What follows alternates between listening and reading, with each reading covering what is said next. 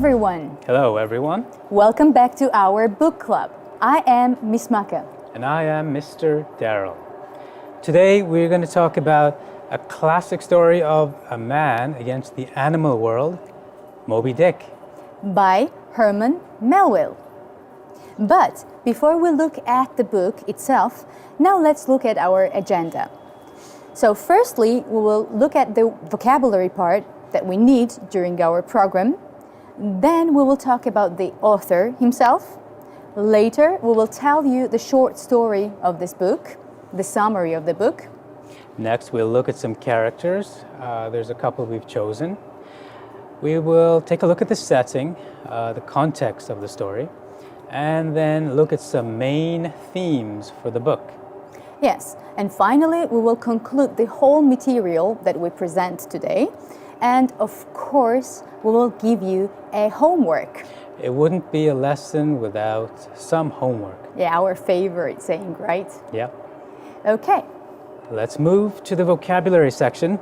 We've chosen 8 words that we would like to focus on today, that you will see in the discussion and in the book itself. First word, revenge. Revenge. This is when you give punishment to someone for a wrong that was previously done, or when you are in a resentful mood. შურისძიება. Next word, prophecy. Prophecy. The foretelling or prediction of future events. წინასწარ განჭრედა.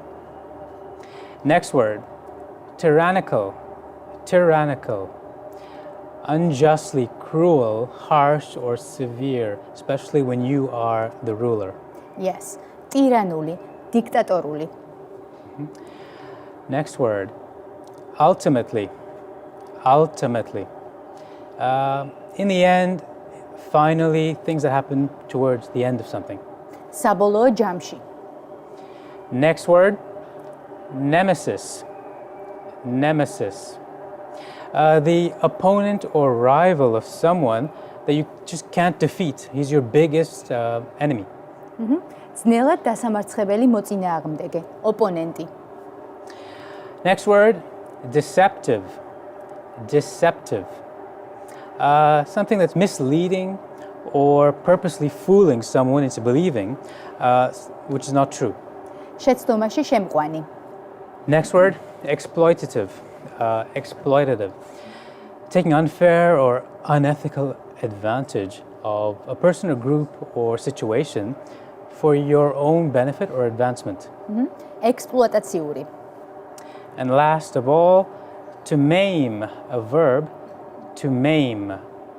To stop the use of a part of the body by wounding it or hurting it. დასახიჩრება. Okay, great. Okay, so after listening to our vocabulary part, Mr. Darrell, let's have a question to our audience. What are the 3 synonyms of the word deceptive? Well, I can name the synonyms of deceptive. They are fraudulent, duplicitous, and misleading. Very good. Those are indeed 3 synonyms of deceptive. Yeah, exactly. Okay, we've got another question for the audience. There are 2 phrases for revenge. Can you think of them? They are, for example, an act of revenge or a desire for revenge. Very good. That's 2 that we can use for sure. Yeah, for sure. So now let's move on to our book. Yes, and as usual, we're going to start with the author. Herman Melville, a great American writer, born and died in the 19th century, so born in 1819 and died in 1891. An American novelist, short story writer, and poet. The name of the book is Moby Dick or The Whale. That's the entire title. And it was published in 1851. For this story, Melville drew on his experiences as a sailor. Yes, the narrator of the book is a sailor, Ishmael. So this story is about obsessive quest of Ahab, the captain of a big whaling ship, Queequeg, And this captain really wants to take revenge on Moby Dick, a huge white whale, as you mentioned, Mr. Darrell. So this whale on a previous trip bit off the leg of this captain at the knee. No wonder he wants revenge. Yeah. Surprisingly, though, this book was a failure when it came out. No one bought it, or very few people bought it. It took some time before it hit its mark. Yes, but its reputation as a great American novel was established only in the 20th century. It does boast one of the most famous opening lines ever. It begins with the simple words, "Call me Ishmael," and then it continues. And this is, again, one of the famous lines of literature. Yeah, so we can start some kind of conversation with "Call me Ishmael." Yeah. Yeah, okay, but it's a bit negative one, right? The word Ishmael, if you call someone Ishmael, it means something. We'll get back to that later. Okay. Reviewers in Britain were largely favorable. But what about American reviewers? They were more hostile. So his own home country were more hostile to him. Yeah, exactly. Happens sometimes. Yes. Okay, now we have a question for the audience. Why do you think this book was a failure at first? I think at that time perhaps people thought that it was boring to read book about someone catching a fish. Yeah, that's a good answer. I think someone chasing after a fish doesn't seem like the most exciting story. But it seems that in modern era we are more interested in it. We found out that it's a deeply thoughtful, philosophical, engaging book. Yes, exactly. Now let's move on to our summary, and we'll tell you what is the story about. So, Moby Dick famously begins with the lines, "Call me Ishmael," as we already mentioned. Ishmael tells the audience about the final voyage of the whaling ship Queequeg, and it's a whaling vessel. Very good. The readers then introduced to a bunch of characters.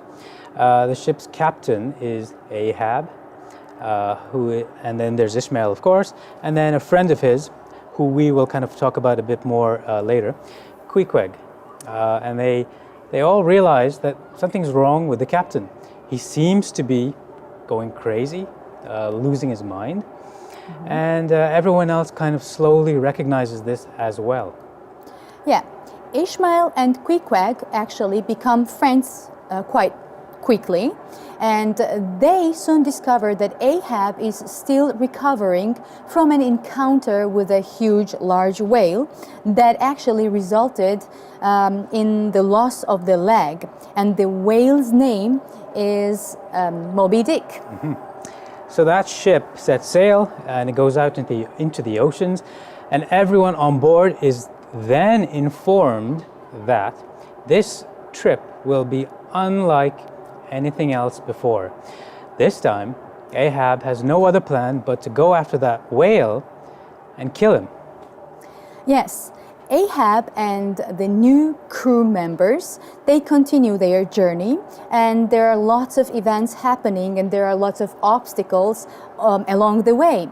So Ahab receives some kind of prophecy about his future death, but he still continues his trip and he ignores that.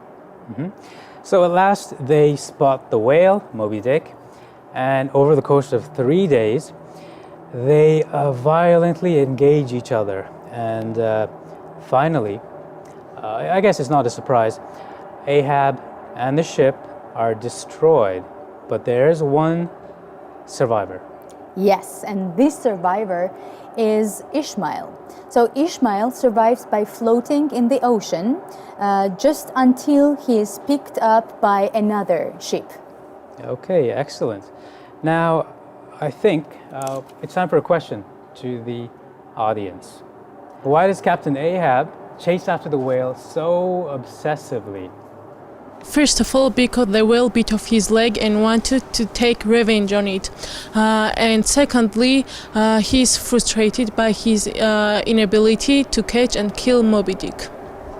Very good. Both of those answers were very good. Yes. And I guess it's a question about obsession. Like, why do people do anything obsessively?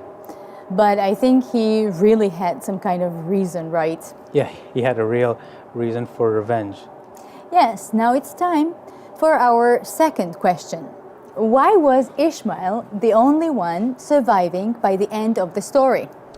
One important reason for Ishmael to survive is that it is through him that we know anything about Ahab and the hunt for Moby Dick. Very good. Yeah, well, he is the narrator, so he's got to survive to tell us the story. Yes, exactly. Okay, let's move on to the characters. And we've selected a few to talk about today. Let's start with Captain Ahab. Obviously, he's the main protagonist of the novel. Ahab is the tyrannical captain of the Queequeg, who's driven by a desire to kill Moby Dick, the whale that maimed him by ripping off his leg. Now, Ahab's obsession with Moby Dick ultimately causes the death not only of himself, but of his ship and crew. Of course, the next main character, we would say, is Ishmael. So he is the only surviving crew member of this whaling ship Queequeg, and he is the narrator of the story. But generally, he's not the main character in the trip, during the trip. As a character, he is a few years younger than as a narrator. But we can see that he is not a protagonist of this story. So the name has come to symbolize orphans. If someone calls you Ishmael, they are calling you a social outcast or an exile. There you go. That's the accusation of Ishmael. Exactly. Okay. A bit unusually, we'll go with a non-human character for our next character study.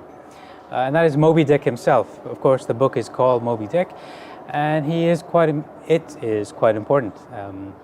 He's a title character, the large, giant white whale, who is the main antagonist of the novel. So if Captain Ahab is the protagonist, Moby Dick is the antagonist. He's an infamous and dangerous threat to sailors, and Captain Ahab thinks of him as the vision of evil and has to be destroyed. Yes, of course, it's no surprise he would see the whale this way, right? Our next character is Queequeg. So, Ishmael's best friend on the ship. Queequeg was once a prince of South Sea island who stowed away on a whaling ship in search of adventures. He represents African, Polynesian, Islamic, Christian, and Native American cultures. He is brave and generous and enables Ishmael to see that the race has no bearing on a man's character. Well suited to him because he's a mix of so many races that yes, he seems very diverse and international, let's say so. And he's presented as brave and generous and intelligent. Exactly. Yeah. Okay, we have a question for the audience. Now, what do Captain Ahab and the whale symbolize in this book? Well, I think that they are the opposites of each other, the protagonist and antagonist, and they're both trying to destroy each other. Very good answer. Yeah, every novel needs its protagonist and antagonist. Yeah, to make the novel more interesting, of course. That's right. Okay, let's move on to the setting of our book. Okay, now Melville did lots and lots of research. He did scientific studies, he read up on scientific studies and historical events as well for the research that went into this book. In particular, he used two stories. The first was the story that was a true story of a ship named Essex. So this was a huge ship as a whaling vessel. So it was actually destroyed in 1820 by the whale. The ship sank and the crew members, they either died immediately or then afterwards they died of starvation while waiting for some kind of rescue. What a horrible way to go. Yes. Melville also uses a story of an actual real whale named Mocha Dick. So you can see where he got that name from. This real whale was very aggressive and it actually lived in the 19th century. And as a legend developed around that whale amongst all the whale hunters. And he picked up the story from the whale hunters that he met and spoke to and interviewed. However, he of course changed the name from Mocha to Moby, and our story was born. Yes, but it's still so interesting that it is based on a true story, right? Once the novel was published, the readers were not really pleased. It was not until the mid-20th century that the novel became recognized as one of the most important novels of American literature. Great, and I think we should ask a question of our audience. Yes, Mr. Darrell. So Herman Melville uses two real events to write his story. Do you think it is an advantage when the writer does it? I think I would say yes, because first of all, it's easier to believe, and secondly, it doesn't only improve our imagination, but also our knowledge of the real events. Yes, of course, I agree with you. Thank you very much. For example, before reading this book, I didn't know about this event, right? So it gave me some kind of knowledge and information about the past. There's something about using real events that makes the story just that much more attractive. So let's move on to the main themes now. The first main theme is the limits of knowledge. In the book, Ishmael tries to understand the essential nature of the whale, but all his attempts fail, whether it's through scientific means or through art and history and that kind of thing. All of his attempts to understand this whale fails. Yes, and there are frequent references to the limits of observation. For example, men cannot see the depths of the ocean, right? So the book suggests that human knowledge is always limited and not sufficient to properly understand life and the nature. There's a sort of comment that Melville is also making, kind of Christian idea. Moby Dick is a kind of representation of, religion, spirituality, God, and although Ahab tries his best to catch hold of it or to somehow control it, he can't, and he fails, and he's destroyed by it. So that idea is there in this story. Yes, nice message. What about the second theme that we have is the deceptiveness of fate. Many of the sailors believe in some kind of prophecies, and some even claim the ability to foretell the future. A number of things suggest, however, that characters are actually fooling themselves when they think they see the work of fate. I think essentially fate is something that we people, normal people, can never have any true knowledge about. So we can't predict the future, although we may want to try. Captain Ahab, for example, uses the belief that the sailors have in his mission to kind of control them against their will. And he uses their belief in fate to control them. Yes, and the book suggests that humans only see what they want to see when they try to interpret the signs of fortune or some kind of fate. So, let's move on to the last major theme of today. The exploitative nature of the whaling business. So now we're moving away from sort of philosophy to more economic and social concerns. The ship's crew includes men from all corners of the globe, all races, who seem to get along harmoniously. Yes, Ishmael is initially uneasy upon meeting Queequeg, but he soon realizes that it is better to have a sober cannibal than a drunken Christian for a shipmate. Interesting. Additionally, conditions of work aboard the ship promote a kind of equality amongst the men, since the men are promoted and paid according to their talent and skill. However, the work of whaling parallels the other exploitative activities such as buffalo hunting, gold mining, some illegal trading with the indigenous people that characterize American and European territorial expansion. And that's a good theme because it kind of continues to this day in certain parts. Exactly. Okay, so we have a question for the audience. Yes. Imagine that someone approaches you and tells you that he or she can tell the future exactly. What would you say? I think I would say no, because predictions are not true about the future. Well, at least for me. And also I would like to live my life as I want and not based on some predictions. That's just what I prefer. That's a great answer. Exactly. Well, Ms. Maka, I think it's time to wrap this up. Yes, definitely. So we started with the author. So we have Herman Melville, in this case, the person who used true stories to create his own novel. And a summary of the story is that we have a captain obsessed with killing the whale that tried to destroy him. Exactly.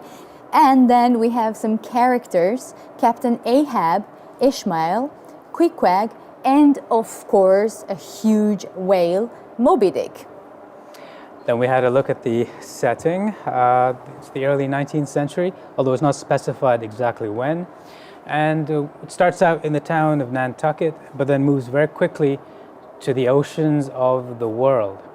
Yes, and of course, the main themes that we had, the limits of knowledge, the deceptiveness of fate, and of course the exploitative nature of whaling business in this case. Well, Ms. Maka, I think it's time to review the words one last time. Of course. And they were revenge, შურისძიება, prophecy, წინასწარ განჭრედა, tyrannical, ტირანული, დიქტატორული, ultimately, საბოლოო ჯამში, nemesis, ძნელად დასამარცხებელი მეტოქე, ოპონენტი, deceptive, შეცდომაში შემყვანი, exploitative, ექსპლუატაციური, and last of all, to maim. დასახიჩრება. And now our favorite part of the lesson is the homework, of course. Yeah, because we get to hear responses from the world out there. Yes. So here's the question. We have seen how the great whale is the nemesis of Captain Ahab. Write a short story about an imaginary nemesis of your own and how you would defeat it in the end. It can be a wild animal or a monster, just like Moby Dick. ვნახეთ როგორ უწევს დიდი თეთრი ვეშაპი წინააღმდეგობას აჰაბს. დაწერეთ მოკლე ამბავი თქვენი წარმოსახვითი მოწინააღმდეგის შესახებ. ეს შესაძლოა იყოს ველური ცხოველი ან მობი დიკის მსგავსი ტირანი. როგორ დაამარცხებდით მას? Be sure to send your answers to the address you see on the screen. გამოაგზავნეთ საშინაო დავალებები ეკრანზე მითითებულ მისამართზე.